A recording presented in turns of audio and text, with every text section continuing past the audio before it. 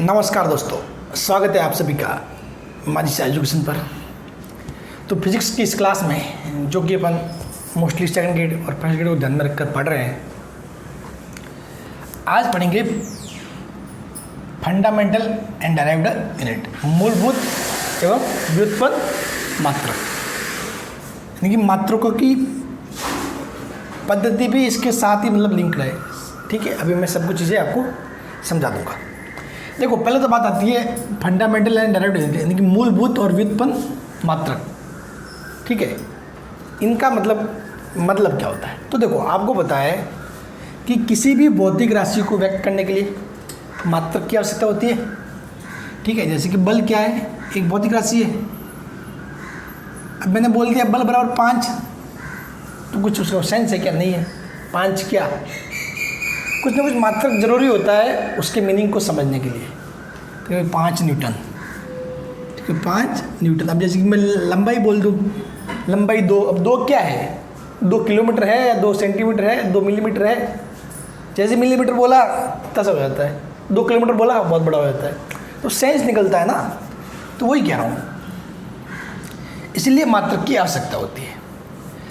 तो मात्रक 2 प्रकार के होते हैं, मूलभूत एवं व्युत्पन्न मात्रक। तो उससे पहले क्या होता था? पहले के टाइम में ये माना जाता था कि भाई लंबाई और द्रव्यमान और समय, ठीक है, लंबाई, द्रव्यमान और समय, इन 3 को ये माना जाता था कि ये मूलभूत क्या है? मात्रक है। इन तीनों को क्या माना जाता था? ये तीनों क्या है? मूलभूत मात्रक है। और सारे जो दूसरे मात्रक है वो इन्हीं से बनते हैं। जैसे कि फॉर एग्जांपल मैं बोल दूं कि वेग का मात्रक, तो वेग का मात्रक क्या होगा? मीटर प्रति सेकंड। ठीक है, लंबाई का मात्रक अगर मैंने मीटर मान लिया, ठीक है, समय का मात्रक सेकंड मान लिया, तो मीटर प्रति सेकंड ये किससे मिलके बना? इससे, मूलभूत मात्रकों से मिलके बना। समझ गए? तो यानी कि लंबाई, द्रव्यमान और समय, इनको यदि मूलभूत मात्रक मान ले तो ये जो वेग है वो व्युत्पन्न मात्रक हो जाएगा। यानी कि इन तीनों से मिलकर, तीनों में से कोई भी 2 ले लो उससे बन जाए, या फिर इन तीनों को ले लो उससे बन जाए, वो बन जाते हैं व्युत्पन्न मात्रक। जैसे कि क्षेत्रफल है, तो क्षेत्रफल के लिए आप लिखोगे मीटर स्क्वायर, ये होता है। तो ये किससे मिलके बना? इन मूलभूत मात्रकों से मिलके बना। समझ गए? मूलभूत तो कौन है? मीटर, जो द्रव्यमान है, और जो सेकंड जो भी, ये मूलभूत है। जबकि ये जो वेग का बना मीटर प्रति सेकंड, ये व्युत्पन्न है, ये भी व्युत्पन्न है। ठीक है, तो अब शायद आपको बात समझ में आ गई होगी कि मूलभूत मात्रक क्या होते हैं और व्युत्पन्न मात्रक क्या होते हैं। ठीक है, चूँकि जो पहले के टाइम में, अभी अपने ऐसा ही पद्धति चलती है, मोस्टली आप सभी को पता होगा, नाम सुना भी होगा। कौन सी पद्धति चलती है? ऐसा ही पद्धति। लेकिन ऐसा ही पद्धति से पहले 3 पद्धति चलती थी। तो पहले तो चलो मैं आपको बताता हूँ मात्रकों की पद्धति क्या होती है। मात्रकों की पद्धति, अब अपने को पढ़ना है मात्रकों की पद्धति।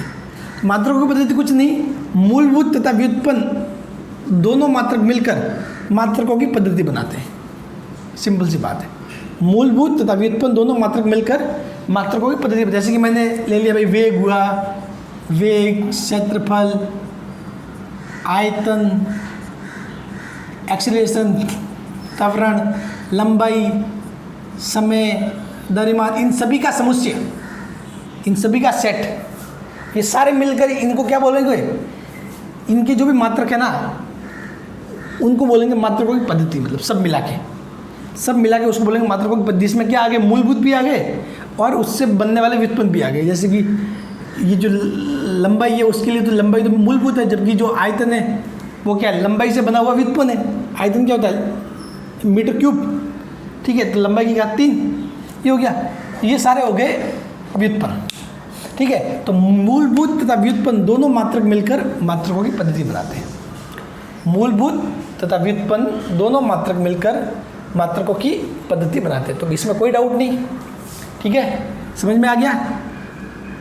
तो अब तो पहले के टाइम में क्या होता था?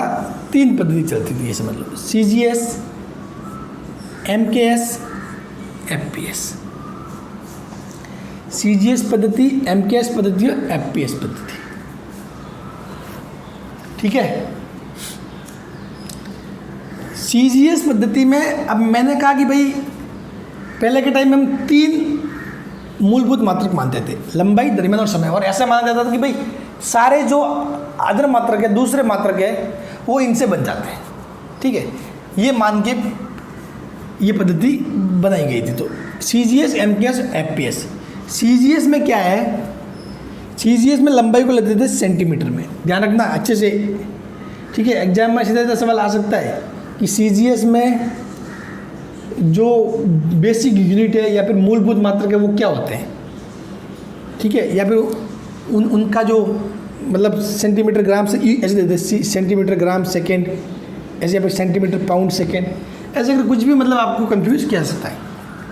तो देखो सीजीएस में लेंगे लंबाई को सेंटीमीटर में, द्रव्यमान को ग्राम में और समय को सेकेंड में। सीजीएस पद्धति में लंबाई को लेते हैं सेंटीमीटर में, द्रव्यमान को ग्राम में, समय को सेकेंड में। Centimetre gram second, C for centimetre, G for gram, S for second, CGS। फिर से समझ लो, centimetre, G for gram, S for second. समझ गए? इसको गॉसीय पद्धति भी बोलते हैं, इसको गॉसीय पद्धति भी बोलते हैं। फिर आता है एमकेएस पद्धति। फिर क्या आता है? एमकेएस पद्धति। तो एमकेएस जो पद्धति है उसमें लंबाई को लेते हैं मीटर में, द्रव्यमान को किलोग्राम में और समय को सेकंड में। यदि एमकेएस पद्धति में लंबाई को मीटर में, यानी कि ये आ गया एम, के फॉर किलोग्राम और एस फॉर सेकेंड। कंफ्यूज नहीं होना है, मीटर किलोग्राम सेकेंड, तो मीटर किलोग्राम सेकेंड। इसमें centimetre, G for gram second. ठीक है, तो एमकेएस पद्धति में लंबाई को मीटर में, द्रव्यमान किलोग्राम में और समय को सेकेंड में लेते हैं। एक आती है एफपीएस पद्धति। एफपीएस, एफ यानी कि लंबाई को किस में लेंगे? फुट में। द्रव्यमान को किस में लेंगे? पाउंड में। द्रव्यमान पाउंड में भी मेजर किया जाता है और समय को सेकंड में। समझ गए? ये 3 पद्धतियां पहले चलती थी, ये 3 पद्धतियां पहले चलती थी। तो लेकिन बाद में चीज़ें बहुत सारी आई। ठीक है, बहुत सारी चीज़ें सामने आई, तो शायद ये पद्धतियां सफिशिएंट नहीं रही। इससे बहुत कुछ बन सकता है, लेकिन फिर भी बहुत कुछ ऐसे मात्रक है जो इनसे नहीं बने। ठीक है, तो इसीलिए फिर नई पद्धति आई, वो थी एसआई पद्धति।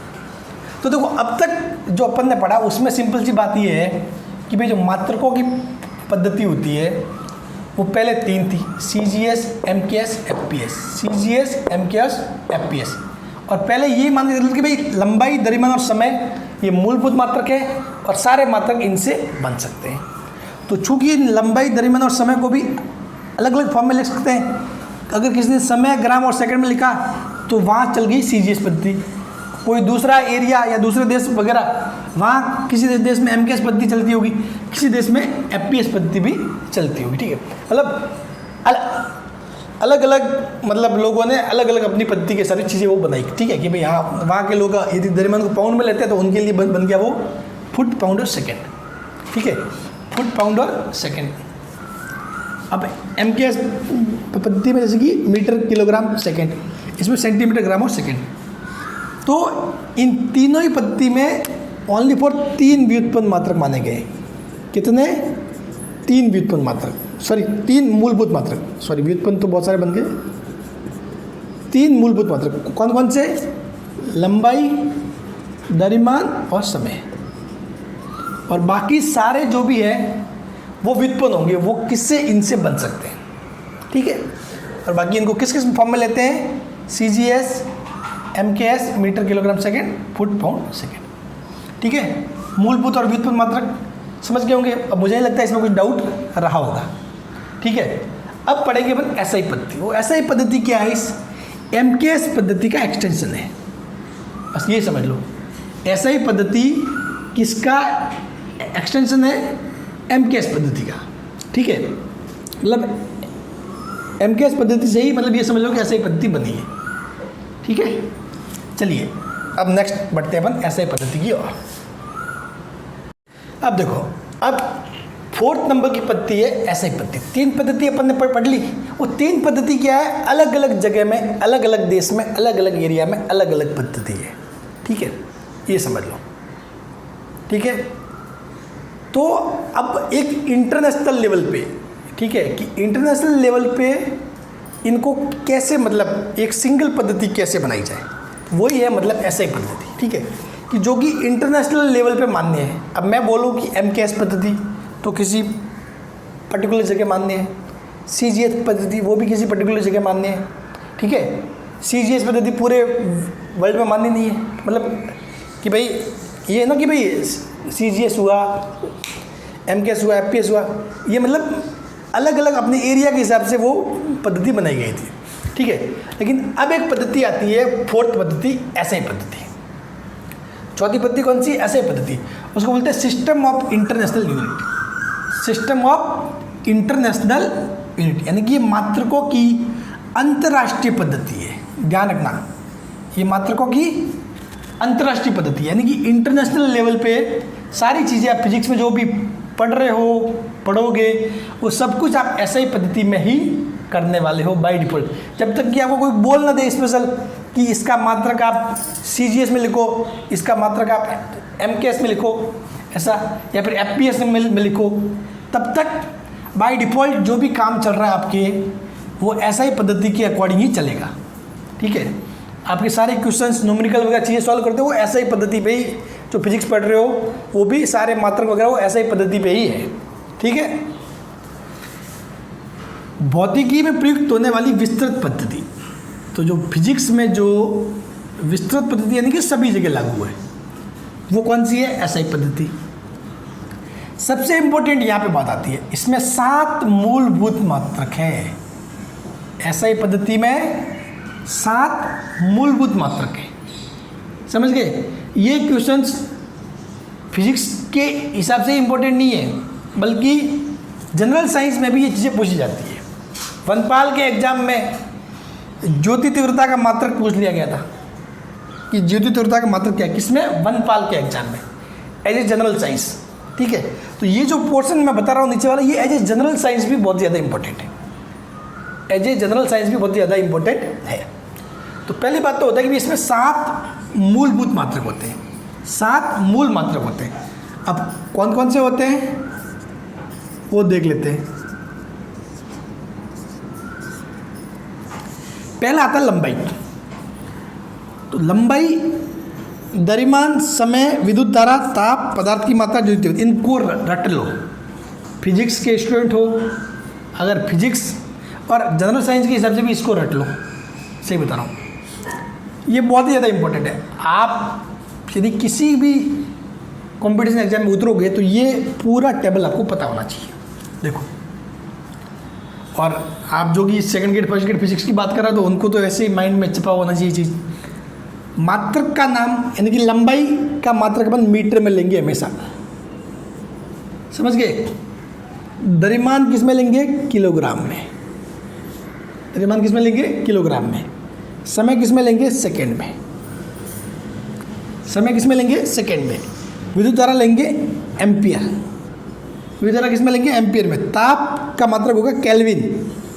ध्यान रखना, क्योंकि अपने डेली लाइफ में यूज़ कौन सा होता है? सेंटीग्रेड अपन ज़्यादा यूज़ करते हैं। ताप का मात्रक केल्विन होता है। तभी तो मैंने जब फिजिक्स पढ़ाता था तब बोलता था कि जब भी ताप को किसी गुणा भाग में वगैरह शामिल करो तो वहाँ पर उसको केल्विन में लिखा करो। सेम उसी प्रकार थीटा, थीटा को जब कभी भी किसी फॉर्मूले में शामिल करो जोड़ भागी गुणा भाग में, ठीक है, तो वहाँ पर उसको एज ए रेडियन में लिख के शामिल करते हैं। ठीक है, वो डिग्री में शामिल नहीं करते। पदार्थ की मात्रा मोल, जो पदार्थ की मात्रा है वो क्या होती है? मोल होती है। और ज्योति तीव्रता का मात्रक कैंडेला। तो ये देख लो, ये 7 भौतिक राशि है, लंबाई, द्रव्यमान, समय, विद्युत धारा, ताप, पदार्थ की मात्रा, ज्योति तीव्रता। इनके मात्रक है metre, kilogram, second, ampere, kelvin, mole and candela. अब आप देखोगे ना पहले तीन देखोगे ना तो यहाँ से आपको ये समझ में आ रहा होगा कि ये कहीं ना कहीं एमकेएस पद्धति का एक्सटेंशन है। समझ गए? ये भी एमकेएस पद्धति को ही आगे बढ़ा के मतलब बनाई गई चीज़ है। ये हो रहा है ना, मीटर, किलोग्राम, सेकंड, एमकेएस में यही होता है। मीटर किलोग्राम सेकंड, और इसमें सिर्फ 3 मूलभूत मात्रक होते हैं, जबकि इसमें 7 कर दिए। ठीक है, तो अब इंटरनेशनल लेवल पे मान्य क्या है, ऐसा ही है। ऐसा नहीं है कि मतलब वो MKS FPS पद्धति में पूरी तरह बंद ही हो गई, ऐसा कुछ बंद वाला सिस्टम नहीं है, लेकिन इंटरनेशनल लेवल पे मान्य ये है। ठीक है, जो भी जैसे कि मतलब किसी देश में लोग द्रव्यमान को पाउंड में मेजर करते हैं, तो वहाँ फिर कौन सी पद्धति चल रही होगी, FPS पद्धति। ठीक है, वहाँ चीज़ें FPS पद्धति के अकॉर्डिंग लोकल चीज़ें हो रही होगी, लेकिन चूँकि अब इंटरनेशनल लेवल पे सिर्फ एक ही पद्धति मान्य है, वो कौन सी है, SI पद्धति। कि बस आपको इंटरनेशनल लेवल पे कुछ काम करना है, ठीक है, तो वो आप SI पद्धति में करोगे। समझ गए? कुल मिला के पद्धति कितनी हुई, 4 हुई।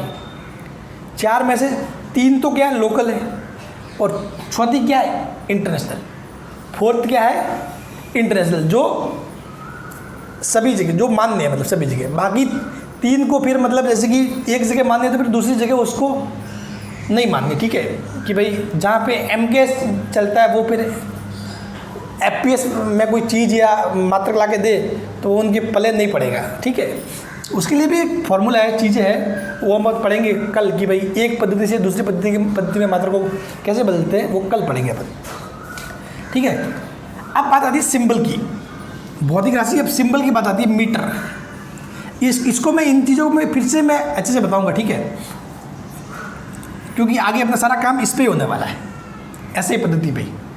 ठीक है, लंबाई का सिंबल लेंगे मीटर, यानी जो इसका मात्रक का जो प्रतीक है M लेंगे, छोटा वाला M। ठीक है, छोटा वाला M लेंगे।